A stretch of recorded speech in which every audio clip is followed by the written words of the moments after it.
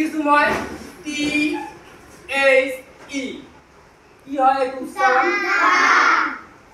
দা এই T H E ইয়ার উচ্চারণ দুটা এটা দা আৰু আনটো হৈছে দি এটা দা আৰু আনটো কি দি এতিয়া প্ৰশ্ন হল আমি কেতিয়া দা উচ্চাৰণ কৰিম আৰু কেতিয়া দি উচ্চাৰণ কৰিম শিকিবানে নাই শিকিবা ভালকে মনত কৰে শুনিবা কেতিয়া দা হয় আৰু কেতিয়া দি হয় আচ্ছা ভাৱেল কেইটা পাঁচটা কি কি এ ই আই ও ইউ এইকেইটা ভাৱেল কনসোনেন্ট কেইটা 19টা সেমি ভাৱেল কেইটা দুইটা কি কি ডব্লিউ আৰু ওয়াই এই দুটা হৈছে সেমি ভাৱেল টোটাল লেটাৰ হৈছে 26টা ইয়াৰে 5টা ভাৱেল দুইটা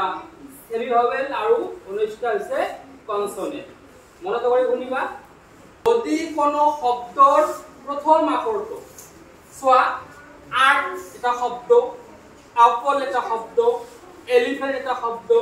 সান পেন কাউ বল প্রত্যেকটো এটা কয় শব্দ হয়নে নহয় হয় মনত রাখিবা যদি কোনো শব্দৰ প্ৰথম আখৰটো ভাৱেল হয় যদি কোনো শব্দৰ প্ৰথম আখৰটো ভাৱেল হয় তাৰ মানে এ ই আই ও ইউ এই পাঁচটাৰ যদি কোনোবা এটা হয় তেনে হলে টি এইচ ই তাৰ আগত থাকে ইয়াৰ উচ্চাৰণ কৰিব লাগে দি কি উচ্চাৰণ কৰিব লাগে দি আকৌ এবাৰ বলতো শুনা যদি কোনো শব্দৰ প্ৰথম আখৰটো ভাৱেল হয় তাৰ মানে এ হ'ব পাৰে ই হ'ব পাৰে আই হ'ব পাৰে ও হ'ব পাৰে ইউ হ'ব পাৰে ঠিক আছে যদি প্ৰথম আখৰটো ভাৱেল হয় তেনে হলে তাৰ আগফালে যেটো টি এইচ ই বহিব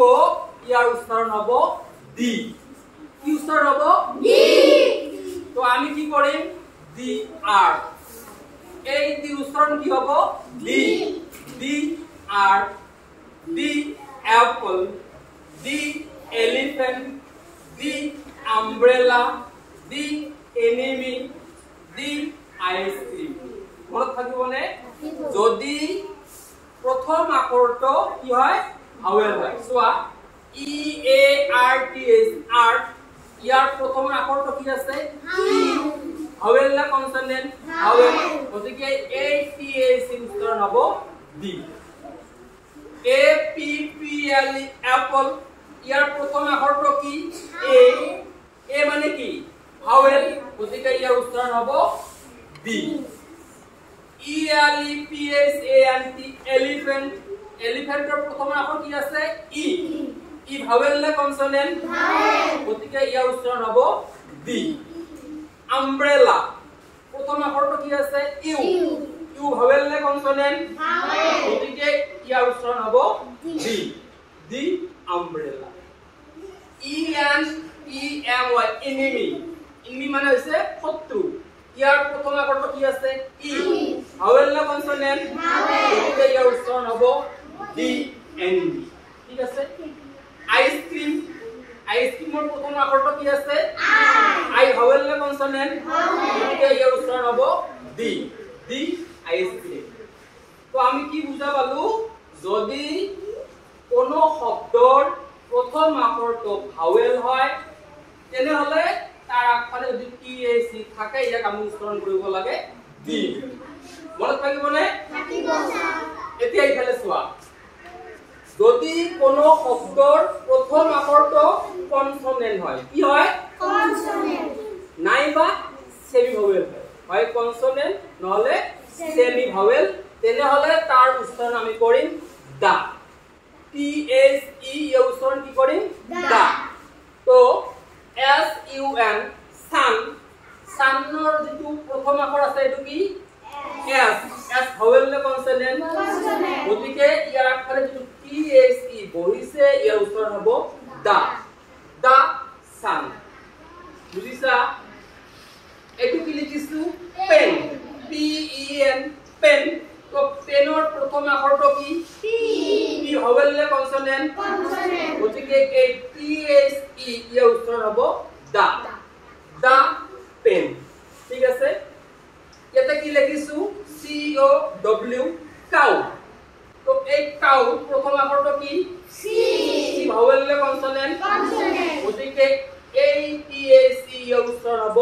দা কাউ কি লিখিছো বি এ ডবল এল কি বল তো বলৰ প্ৰথম আখৰটো কি বি ভাৱেল নে কনসোনেন্ট গতিকে এই টি এচ ই উচ্চাৰণ কি হ'ব দা তো দা বল তেনেহলে আমি কেনেকৈ পঢ়িম ডি